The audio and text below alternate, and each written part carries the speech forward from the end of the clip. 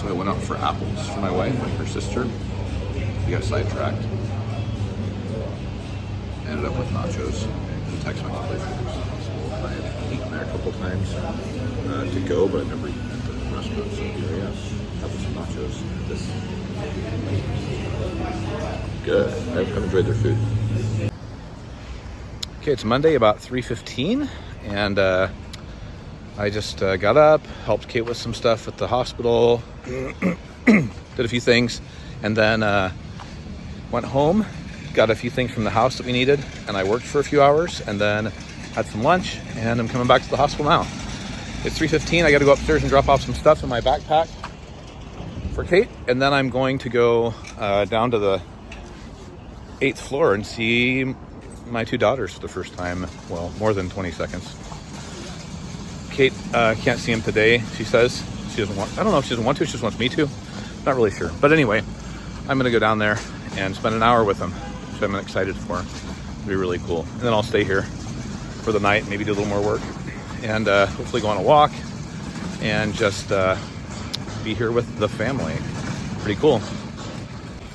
So Chinese New Year's fast approaching. You see these orange trees? This is like the Southern Chinese New Year's prosperity orange trees, tangerines. They look amazing. They don't taste good, but they look amazing. Just rang the bell. I'm going to see my daughters for the very first time into the NICU. It's only day 3. Still better late than never. So I'm in the same place I was yesterday, same physical spot, much different place emotionally. Just got done sitting there and seeing my daughters for the first time ever for an hour. Holy cow. That was really neat. I got to hold Kennedy, the older of the two, for about 45 minutes and just see her and hold her and be with her and just think, why can't I do this all the time? Why can't we have her in my life all 24/7 and hurry and let's get this done, right? But she is pretty dang small. They've lost a little bit of weight. They both lost a little bit of weight. That's pretty common for newborns. Excuse me. I'm hot. I'm sweaty. They made you put on a operating gown and a cap and the mask, the whole 9 yards, and wash your hands, which is totally fine, but got hot, especially holding a bundle of heat. So, and she was bundled up pretty good too, so we were both kind of warm. But it went good. Like, everything's great. Got to sing him a couple of songs and just sit there and look at him a little bit and see him in person and analyze their features, just see him. It was really, really cool. So super happy.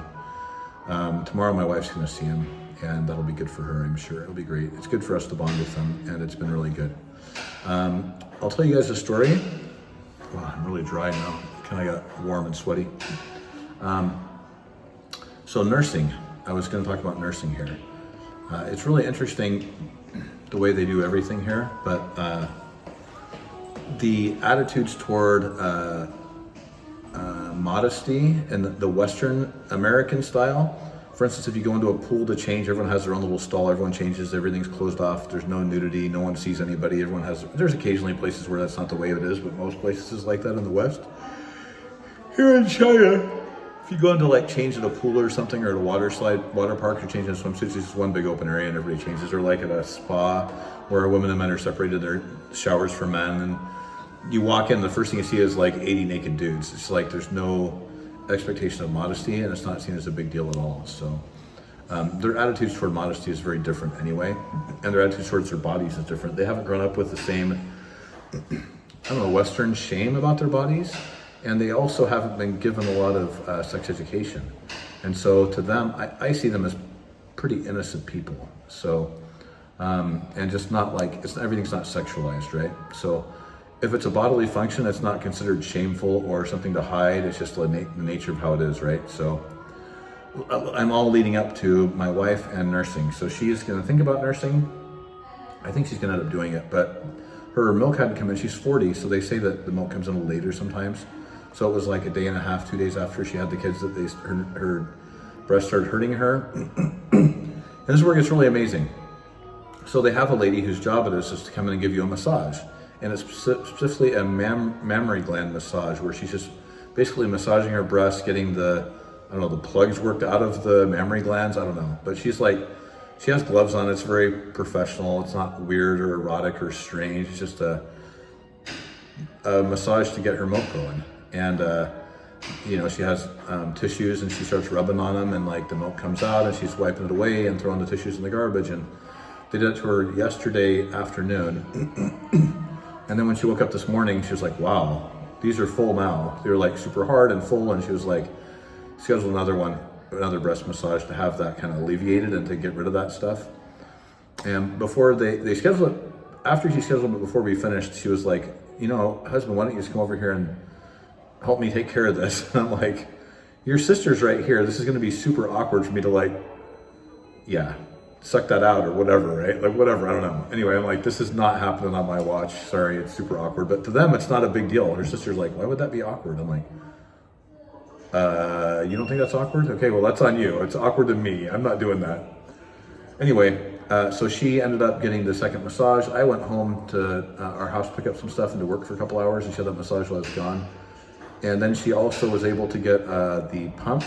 So my wife is taking some meds for blood pressure and a few other things. They say it's not conducive to nursing, so she can't nurse yet. The doctor said in a couple of days she can, but they don't want the milk to stop either. So she's using a breast pump, and she got like 40 milliliters out this first time after having this thing in the morning. So she's producing quite a bit of milk. And it's viewed as the best thing to do here too. It's the most natural. It's the best thing for the mom and the baby health-wise, and for organic, and also for bonding. And so my wife's going to try it and see how it goes. And if she can't or she doesn't have enough, with twins, obviously it's a different story. Maybe she won't have enough, and that's typical. A lot of women don't have enough, and that's fine. That's why we have formula, right? So we're going to go to formula if needed, and that's totally fine. But it's a healthy, natural part of the whole process, and it's really special experience. It's amazing what the human body and what the female body specifically can do. The fact that it can produce human life, 2 at a time, and then immediately convert her body to a milk factory right after the babies are born. Talk about amazing, the chemistry of that. How does that develop? Like, that's amazing. Really, really neat. So I think it's really cool, really special. It's really nice, and I think it will be a good bonding experience. But of course, not all kids can latch on, not all adults have enough milk. There's a lot of other circumstances, and that's totally fine. I'm not trying to shame anybody who doesn't nurse. I'm just saying, for our circumstance, my wife's gonna try it. And I'm like, well, yeah, I mean, it's definitely the best formula on earth for the baby is the mom's milk. And it's definitely cheaper than formula and more convenient. I don't have to mix it or get up in the morning, night, and make it. So we're gonna definitely start with that, I think, and then see how it goes from there. But I have lots of opinions on kids. I have had 3 myself. They turned out pretty good. I'm not complaining. Abby, Chase, and Porter, you guys are awesome.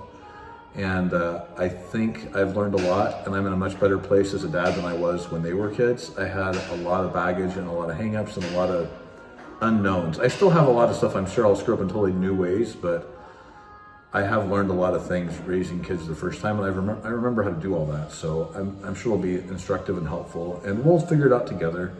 I'm sure we'll have cultural clashes sometimes, and when we're in the heat of the moment and sleepy and tired at wit's end with 2 babies crying, I'm sure it's going to be tough sometimes, but I'm excited for the challenge and I'm up for it. And geez, I'm already sleepy and I haven't even got the babies out of NICU. What's it going to be like once they're in my care 24/7, right? So hopefully everybody at the company can pick up the slack for me a little bit the next couple of weeks till I get adjusted to the schedule, until we get a maid to help us. We're going to have Kate's mom and sister coming to help us for the next at least month or 2, and then also maybe a maid or 2 as well if needed. They have maids for different things here. They're called IE, which means aunt.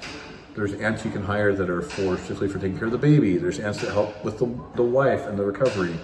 They have aunts that are specifically for the mom to force her to eat the correct foods to get her back to her pre-pregnancy weight within 90 days or 100 days, some ridiculous thing. Anyway, there's a maid for everything. Maybe not quite everything, but a lot of things. So it's, I'm sure we'll take the help we need, and the economics of it are much more reasonable here.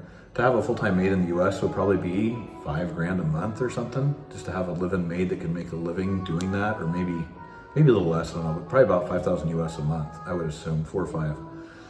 So to us, to have a live-in maid for $600-800, maybe 1,000 at the most for a maid, or for a really, really good, super convenient one, maybe $1,500 to $2,000 would be like really high end. I think we get by with less, but we're gonna have her mom and her sister help us to start with, and we're gonna have her sister, she's having to quit her job to do this, so we're gonna pay her some money to do that. Of course, we trust her implicitly. She's her sister. I know she would never do anything to hurt the kids or put them in danger or to mistreat them, and I know her mom feels the same way. So, of course, I need to just watch and see what's okay for one way may not be okay for me. I don't know, maybe they give them baths that are too hot. One thing I know they do here is wrap their kids in way too many clothes. It's ridiculous. They're sweating their faces off, literally sweating through their hair and crying, and the parents don't know it's because they're hot. I'm like, how do you not know this? Anyway, that's a topic for another day, but I'll close this episode here with some video of my kids. Holy cow, this has been a crazy, crazy time. I think my next episode, I want to go through the finances of all this. Maybe I'll wait till we get out of the hospital in a couple of days.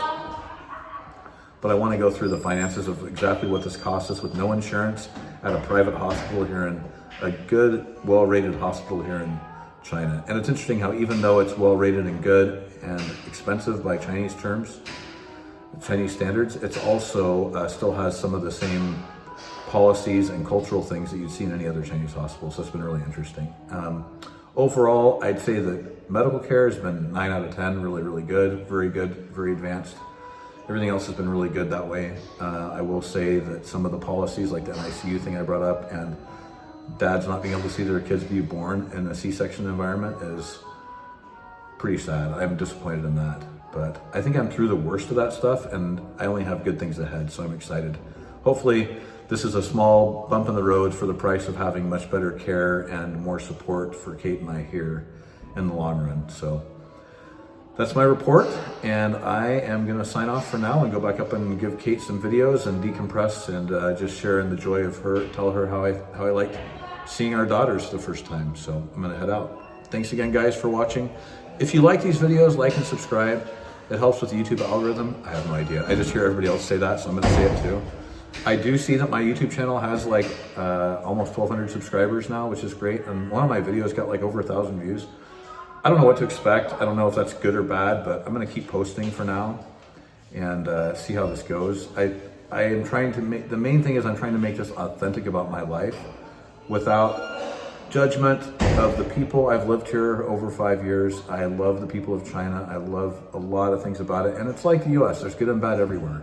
And I don't want this blog to turn into a hate China, love China, judgment of China. You have political people who can do that. There's plenty of other people out there who can opine and give opinions about what they do or don't like and fight the system or not fight the system or say it's amazing. I'm here to talk about my daily life in China, how it is now in 2025. Sure, there have been some missteps in every country. There's never going to be a perfect place, but there's trade-offs everywhere too. And I think a lot of it comes down to your attitude. And I think anywhere, if you have a good attitude and you have some money, that you can live happily anywhere. Of course, if you don't have a good attitude or you're freaking broke, it doesn't matter what country you're in, it's still going to suck, right? So hopefully we find a good balance here, and I'm happy here. I really enjoy living here. I enjoy the friends and family and support, and there's a lot of great stuff. And there's some stuff that freaking annoys me, and I'll point some of that out too along the way. Mostly in a little bit of a lighthearted way, hopefully, but there's definitely, it's not a perfect country, I'm not gonna say it is, but I do like living here, and I'm really happy to be here, glad to be back. So that's enough for now, and I'll catch you guys in the next video. Thank you, bye.